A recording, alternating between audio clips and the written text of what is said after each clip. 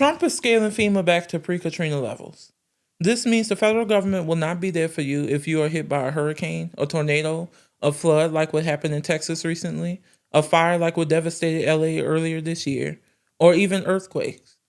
I'm going to break it all down for you, but first, just a quick reminder, hit that subscribe button and enable notifications. It really helps us bring you more videos like this. This is Cameron Williams, and welcome to Pragmotiv News.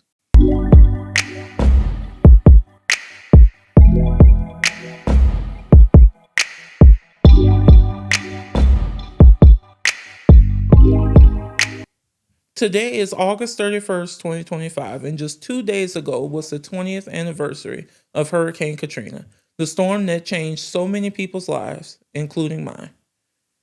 The way Donald Trump decides to commemorate this day is to gut the government agency that fucked up the response to Katrina all those years ago. This is what FEMA was like in 2005, and this is why the Katrina response failed.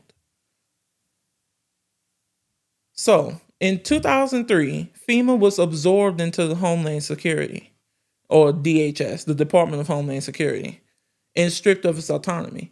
It was made overly bureaucratic with no real authority. And Michael Brown, or Brownie, as President Bush decided to call him on that fateful day, had zero emergency management experience. Training was focused more on terrorism than natural disasters. And the result of this, FEMA was weak, disorganized, and unable to act. If FEMA had independence and power all the way back then, they could have worked with the Army Corps of Engineers after the Hurricane Pam simulation FEMA made in 2004, and they could have prepared. They could have prepared for Katrina before it even happened. And as a New Orleanian, this shit pisses me off because I lost my childhood and my childhood home because they didn't prioritize FEMA enough to have it doing multiple things at once, like focus on terrorism if they must, and also focus on natural disasters. Or maybe, just maybe, don't fold FEMA into any other agencies to begin with. Why do Republicans do the dumbest and most inefficient shit while calling it the opposite? And then when it fucks shit up, like we all know it will, they have the gall to blame the Democrats and or ask you for your vote. So, moving on to 2006. In Congress, they passed a bill. I had to remember for a second. In Congress, they had to pass a bill called the Post-Katrina Emergency Reform Act. They need to work on these damn names. Like, come on. They could do better than that. It required FEMA leaders to have real emergency management experience. It restored some of FEMA's authority, and it built regional strike teams to respond faster to these disasters. So after that, the country was moving towards the 2008 presidential election, and we already know how that turned out. That was when Obama won his first term in office, and that is when he inherited the mess that was FEMA, and he had a major role in the recovery of New Orleans.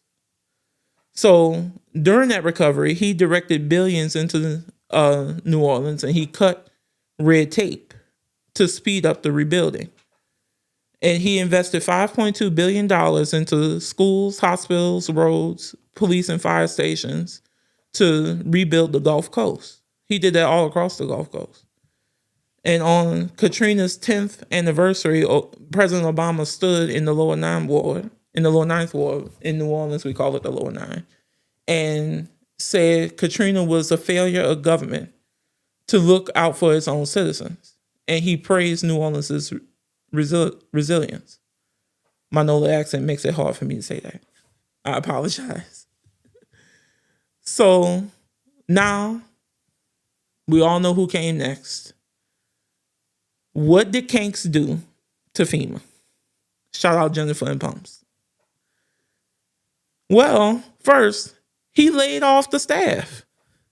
Then he canceled the Building Resilient Infrastructure and Communities program that he signed into law. And I knew he signed that into law, just how fucked up the name was. Like, they all need to work on the names, but shit that he named really is fucked up. Like this damn bill that they signed. The big beautiful bill. Stupid shit. But he signed that into law in 2018.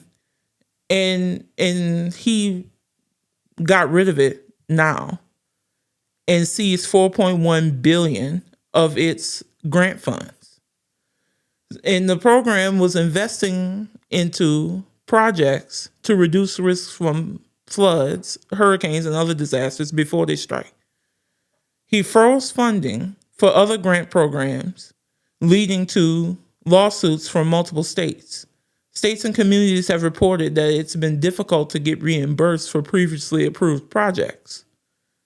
He eliminated the FEMA Corps program by cutting funding to AmeriCorps' National Civilian Community Corps.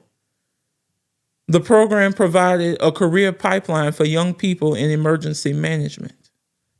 He appointed a head of FEMA named David Richardson, who is so inexperienced and unqualified, he didn't even know the U.S. had a hurricane season, according to his staff. The agency said he was joking, but looking at his picture, I don't think he was. But that's just my opinion. You form your own.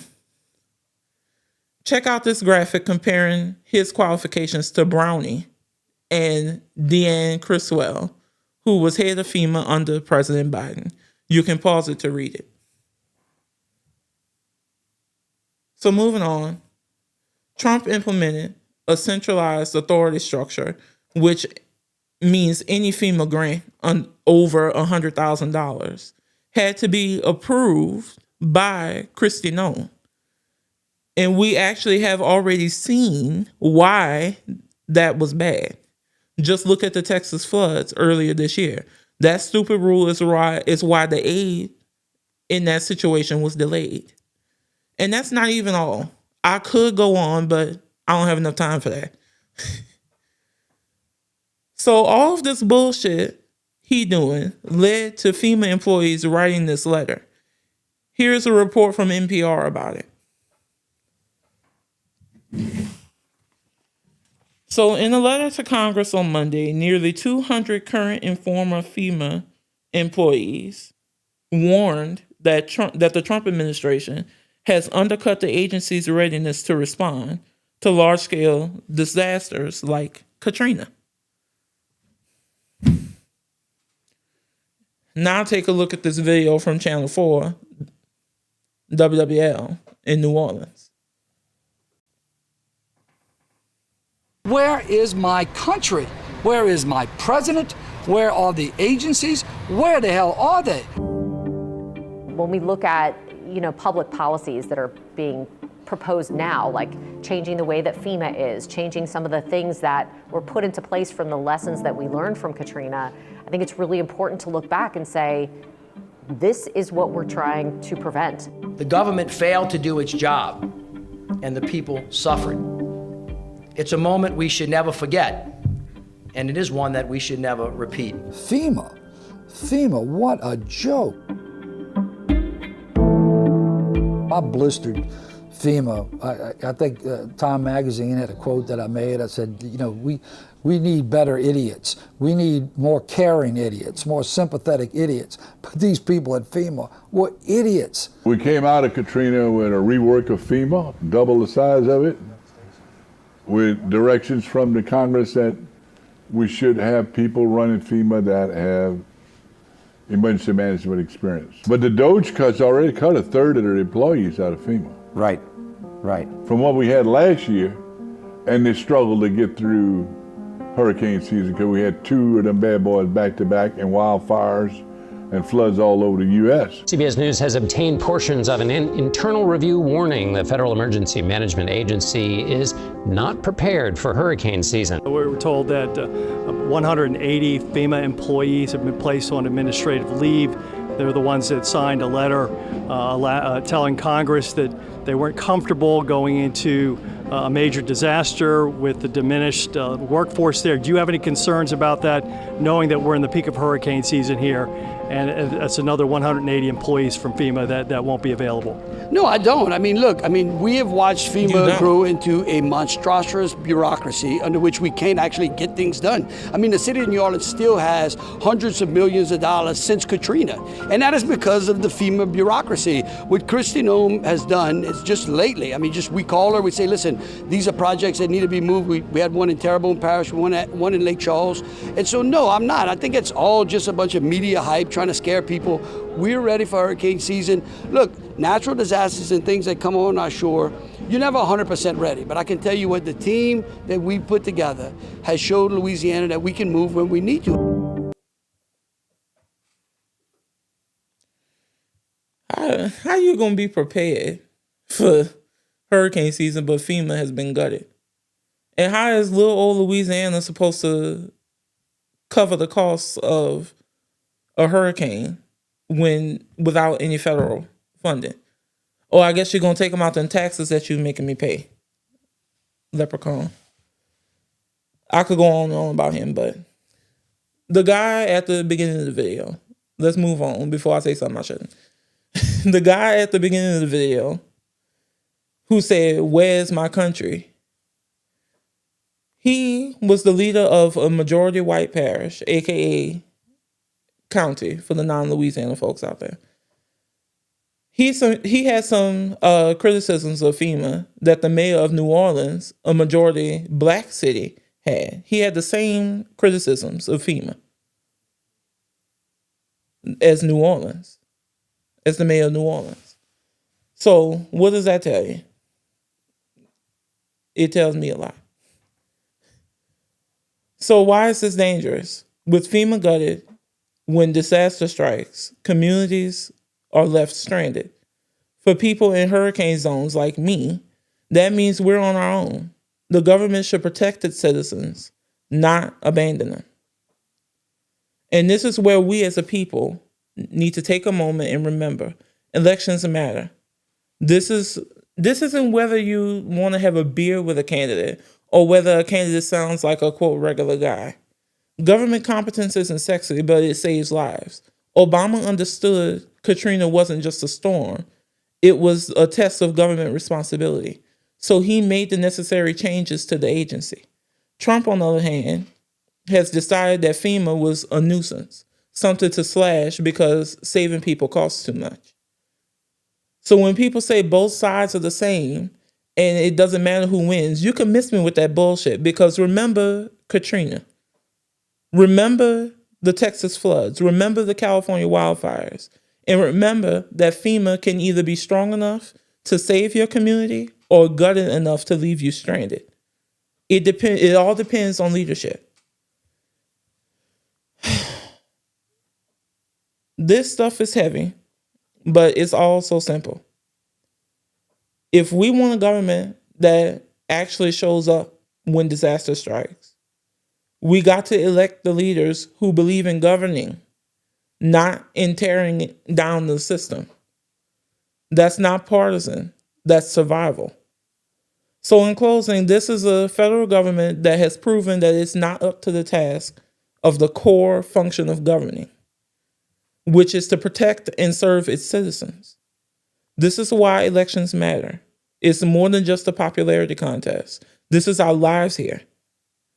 They're around here denying climate change while simultaneously failing to prepare for bigger, better, and wetter storms that we know will come.